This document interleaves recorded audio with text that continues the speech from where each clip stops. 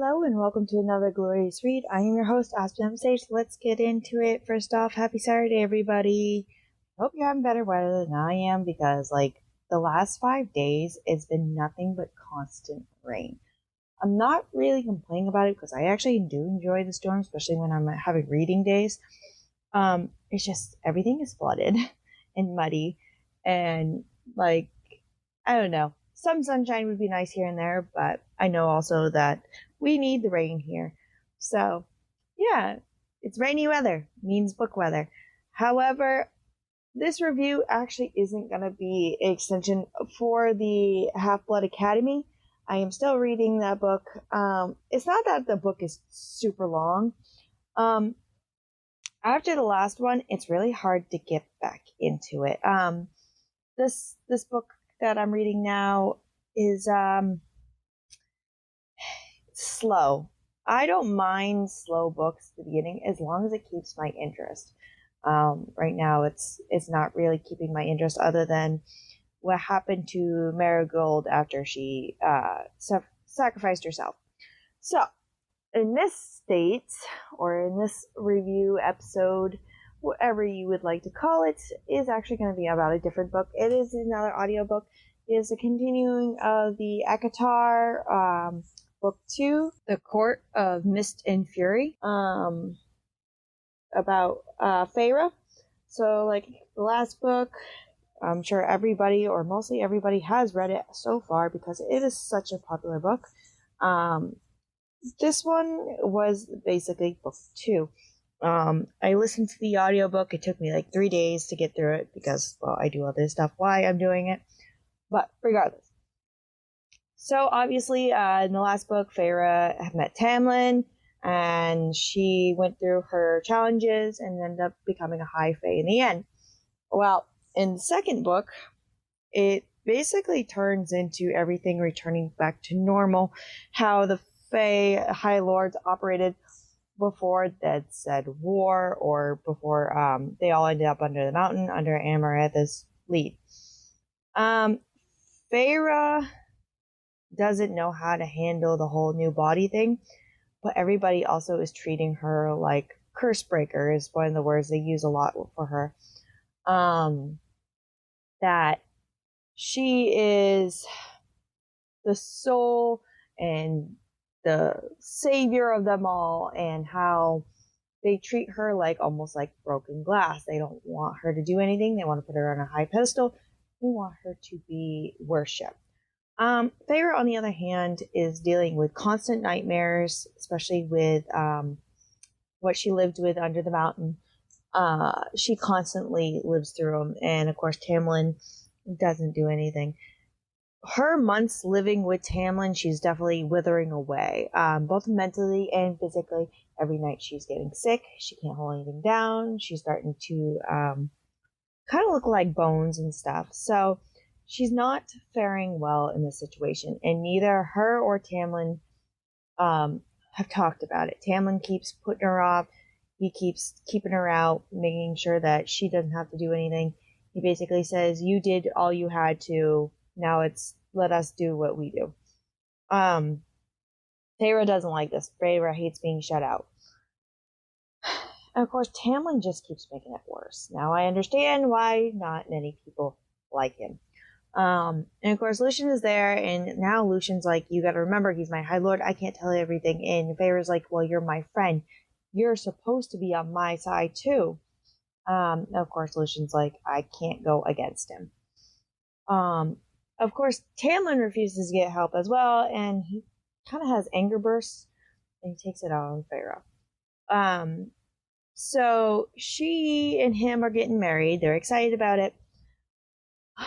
And during the wedding, and of course, there's a high priestess who keeps kind of whispering in Feyre's ear how great she's going to be and how amazing the children are going to be, and how she's going to be a wealthy lady.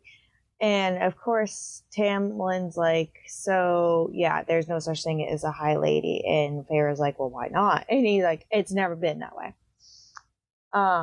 So anyway, they're getting married, and she's dressed in this odd, godful dress. She's waiting she's walking up the aisle, and she stops midway, basically, and says, thinking to herself, oh God, get me out of here. I don't want to do this. I want to say no. The priest is like, come, secure your future, blah, blah, blah. Tamlin's calling for her, and she just wants to get out. And of course, lo and behold, everybody's dark, handsome knight shows up, Mr.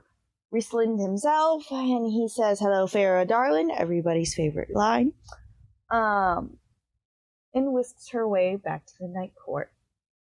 Well, of course, Feyre's like, no, bring me back, it's my wedding day, blah, blah, blah, and he goes, I specifically heard you shout through the bond that you said for anybody to get you out of there. Here I am. I love Rhysand's character so much because he is that dark, cocky knight kind of guy who pretends nothing bothers him, like he picks on Feyre all the time. He's like, gosh, now maybe you can get some actual sleep because you look like death warmed over. Like, he's like, maybe you won't wake me up in the middle of the night with your awful, god-awful nightmares. And she's like, oh, great, thanks. And of course, the first thing he really says to her when she's there for the week, he goes, we're going to teach you how to read and write. And she goes, excuse me? He goes, you heard me. We're going to teach you how to be reading and writing. You're going to be the lady of the spring court. You might as well learn how to rule in such a matter. And she's like, I don't need your help. She keeps calling him prick through the bond that goes up her hand and stuff. And Rhysand's like, I know. And he's always giggling and sending dots. And he's also like, we need to help you put up walls in your mind so that people like me cannot enter your mind. So she also meets Morgan, who is Rhysand's cousin. She does learn how to do reading and writing. And a lot of it is about Rhysand. Like, Rhysand is the best High Lord in the world, all land. He's the strongest. He's handsome. He's cunning. And she's like, he is so self-centered. So poor Feyre is stuck in this situation. She does go back to Tamlin. And of course, Tamlin drills her for information about the Night Court. And she goes, okay, well, instead of being concerned about me, you're interrogating me. He goes, we need to know about our enemy. Of course, the months pass. Rhysand comes back to get her. Tamlin tells Rhysand to go away. And, of course, some things happen in it where Tamlin has a burst of energy. Feyre ends up using the ability of somebody else to protect herself from his anger, and he keeps saying sorry, and that he's like, okay, I'll do better, I promise, I'll do better. To me, he's kind of like narcissistic a little bit. Like, things have to be his way or none. So Feyre is definitely, after a while, starting to realize Tamlin is kind of degrading. To the point where he goes out after she comes back the second time from Rhysand, and finding out that she can write and all that stuff. And Tamlin has a problem with his border, and Feyre's like, let me go with you. She's like, I don't want to stay in the house. Let me go with you. I can help. I can fight still. I'm Huntress. He's like, no, you stay here and, don't leave these walls. And she doesn't accept that. It gets to the point, and this is where Tamlin definitely loses a lot of my respect. I thought the man had capabilities of re-earning himself, but he doesn't. He locks Feyre in the home, and she's telling him to come back to unlock her. Don't trap her like a caged bird. And of course, he doesn't listen to her. And Lucian's like, dude, you're gonna screw up big time. So Feyre is having this mental breakdown. All of the power of the High Lords are coming out. She feels burning. She feels water. She feels ice. She feels wind. She feels the darkness. Like, everything. She feels like claws are peeking out. She basically has this so high, mental breakdown. She hears people calling for her. It ends up being one of her maids. She can't do it. And then she feels soft, strong, feminine hands grab her, and she realizes that somebody's holding her. And it ends up being Mor. And Mor's basically like, how could you treat her this way? You're lucky it's me coming to get her and not Rhysand, And of course, her maid says take care of her. Morn whisks her away to Rhysand. Rhysand is like mentally broken at this point a little bit because of how she was treated. He takes Feyre home to relax and calm down, and she's like, basically, when Mor grabbed her, it wasn't that you were safe, like everybody keeps telling her. Mor kept saying, "You're free. It's okay. You're free." And that's all Feyre wanted, was to be free and included and stuff. She ends up growing really close throughout the book with Mor. She grows more acceptable to Rhysand and his cockiness. She finally meets Cassian and Azriel, and Amara. I think I'm saying it right. Maybe, I don't know. I'm very curious to know what she is, though. She's very funny, very cold. I like her, though. Everybody keeps referring to her almost as like a dragon with a horde. And, of course, Mor is very cunning and very sly. And Cassian, he's just that, kind of gives me that jock jarhead personality. And of course, Azriel is that dark, scary guy. I feel like it's like the whole cinnamon roll thing. Like, it looks like a cinnamon roll that could kill you. He looks like he could kill you, is a cinnamon roll kind of deal. He's a little bit of both. As they go along, they finally let Feyre see Valaris. Now, the author, when she describes Valaris, it is the most beautiful city that you can imagine. It really is. Like, it is the city of stars and art. And I love that Rhysand's like, so yeah, we've hid this city for 5,000 years. You know, nobody knows about it. He goes, nobody knows about my people. She's like, you've got one hell of a poker face. And he's like, I try, you know, the dashing smile. There's a lot that Rhysand hides from her still. And Feyre knows it. But they're also trying to train, you know, Feyre learns about history. She learns about what happened to Cassian, what happens to Azriel, how Mor was raised, Amrit, of course, Rhysand himself. And of course, they're training her to be a warrior and stuff like that too, because they want her to grow. Of course, Rhysand also uses her a little bit to channel her abilities, to feel her power within, to help it grow. He also tests her in the House of the Weaver to collect a ring. They also see the Bone Carver. So the author has a really good depth of making these creatures come to life. And when you listen to the audiobook, it is read by just one woman straight. I can't remember the narrator's name, but she really does a really good job. And I love it how she can change her voice a little bit for the characters. Like for the Bone Carver, she does a little boy's voice, and she does it perfectly. And of course, Amrit too.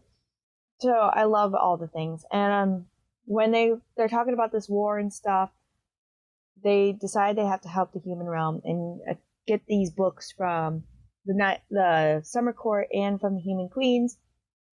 So they need a human place to settle in and where they can meet.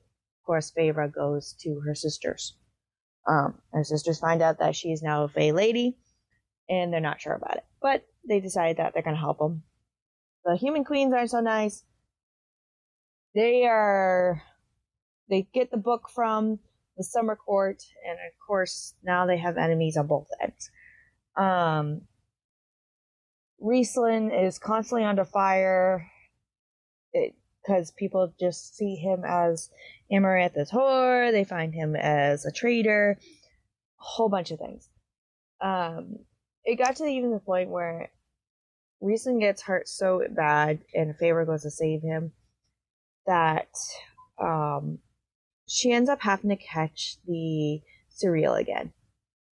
And the Surreal gives off that little hint that Rhysand is actually Feyre's mate. And she goes, what? Like, the liar never told me. She treats him like shit for a little bit. And Rhysand's like really heartbroken. Like, he's like, I wanted to tell you, but I couldn't tell you. I didn't I was trying to make you more comfortable. Like, I didn't want to impose myself. So he's trying to be more chivalry kind of way, but yet still be that Dark Lord kind of thing. Where Tamlin's like, nope, you're mine. I am never letting you go. So Rhysand is doing everything he can to make Feyre feel stronger, feel comfortable. He helps her conquer her nightmares, helps her conquer her fears, because Rhysand deals with them too. And Feyre helps him through a couple of nightmares of his own. So they feel things through the bond on the arm. She gets so mad about the mate bond that she has Mor take her away. Until she can figure it out. And of course, after a while, Rhysand shows up and says, I'm sorry that I didn't tell you. And of course, Feyre's not mad about it. She's very happy about it. She accepts the mate bond, that whole ordeal.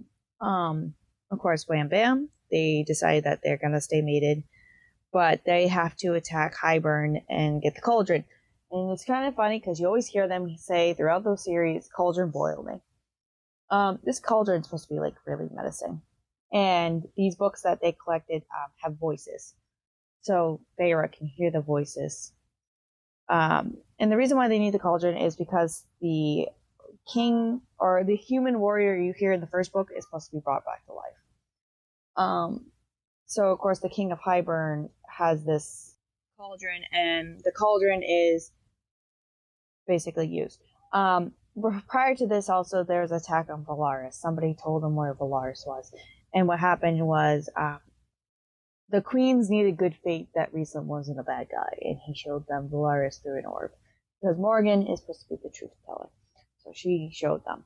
And of course, this backfires because the queens end up working with Hybern for basically immortality. And of course, Rhysand and them get caught. Azriel's hurt, Cassian's hurt, and Feyre's sisters are there as well. So the queens want immortality, the cauldron can give them immortality, the Hybern king basically says, I will show you, and they throw Feyre's sisters into the cauldron and turn them Fey. Of course, this makes the queens very happy because they want it to. During this, Feyre is trying to think of everything that could happen, how to get her sisters out, because the only reason why they were able to capture her and everything else is because they were sold out by Tamlin. Tamlin is now working with the king of Hybern. And even Rhysand's like, you traitor, like, this is why we were fighting Amarantha. This is what we were trying to prevent, and you're the one doing it. So he also knows that now Feyre and Rhysand are mates, are supposed to be. He won't accept it. He wants Feyre to come with him, and Feyre refuses. And then she comes up with a game plan. I will give this woman so much smart for thinking on her feet that she basically makes up the story that Rhysand has brainwashed her. She doesn't want to be with him. She wants to be with Tamlin. They basically are telling her that she's safe with them and stuff like that. And Rhysand kind of plays along with it. And she's trying to tell him to get her sisters out through their bond. Another trick of the story is Elena, Feyre's youngest sister, is Lucian's mate. So that's not going to play out well, I have a feeling. And of course, Cassian likes Nesta. He likes the little hellcat that she is, the little fire cat. So Feyre plays a story that she was tricked, that she's brainwashed, blah, blah, blah. And of course, Rhysand plays along with it. Morgan plays along with it. Cassian starts to pick on it, and they all kind of work together. So the bond that originally Feyre and Rhysand had is snapped by the King of Hybern, and Rhysand is so pained by it, and Feyre's in pain by it. Cassian, Azriel, Morgan, Rhysand, and the sisters disappear. And Tamlin takes Feyre back to the Spring Court. There is a small chapter where it's actually Rhysand talking, not Feyre, where he goes back and Emmerich's like, where is she? Where's where's Feyre? And he says she's in Tamlin's hands because she knew we were at options and we needed to get out. She says that's unacceptable, and they're like, they remove the mate bond and stuff like that. And Rhysand comes clean saying that the High Lady of the Night Court will be saved and that they couldn't remove the mate bond. And she goes, High Lady? And he goes, yeah, because we went to go see the priest and got her made High Lady of the Night Court. Currently, I am waiting on the third book for audio-wise. But the story is so good. And at the end, Feyre's like, yep, I don't remember anything. I can't remember what happened. I can't remember what I saw. And Lucian's looking at her like, I feel like you're lying. And Tamlin's like, it's okay, it's okay. You know, he's trying to be sweet and buttery and stuff like that. It's like, it's not your fault. He's just an evil man. He's just so awful for doing that to you. It's okay, you're safe with me now. And of course, Lucian's looking at her like, there's something going on here. And Feyre's in the back of her mind. She can still feel the mate bond, and she like can send Rhysand how she's feeling, that she loves him and stuff like that. But basically in her mind, she's like, I will watch every one of you burn, and I will be the one to start it. So the book is really good. I can't wait to see what happens next. I am thinking that Feyre is just gonna rip holy hell on the Spring Court. And I feel like she's going to take Lucian with her.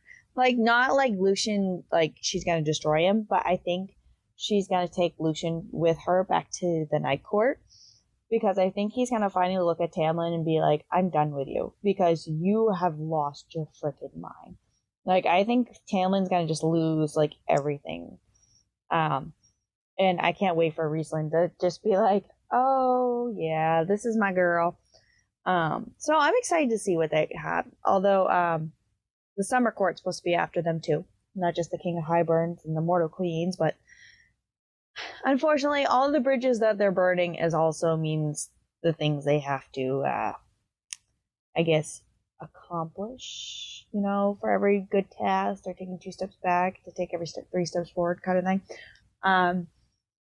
So definitely a series that fills you. And I, like, again, one of my favorite things is not just like Rhysand, how he's just the damaged warrior and how he actually is just protecting his people in his city. Velaris is so pretty. I understand so much about it. And of course, they talk about the wingspan. If you ever heard about them being like, the wingspan is everything to I can't remember, the certain type of warriors. I can't remember what they call them, but so yeah, this book is so good. I give it a 5-star, 100%. Like I said, I'm waiting for the third book to come out in the rest of the series. Not that they're coming out, I meant I have to borrow them, but they are definitely books that I suggest. There's a lot more spice on this one. Not like over descriptive spice. It's more of a sweet romantic spice, especially between Rhysand and Feyre. So definitely suggest you pick it up. With that being said, Feyre is still my favorite character.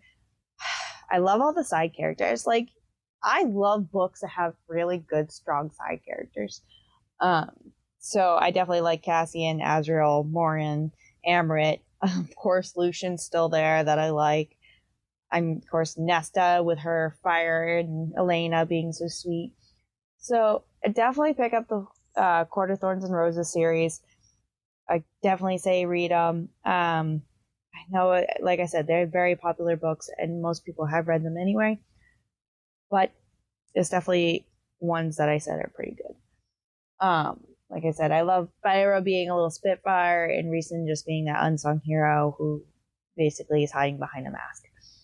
With that being said, I hope everybody has a fantastic day. Thank you for listening in to the podcast, and I'll catch you on the next one. Bye-bye.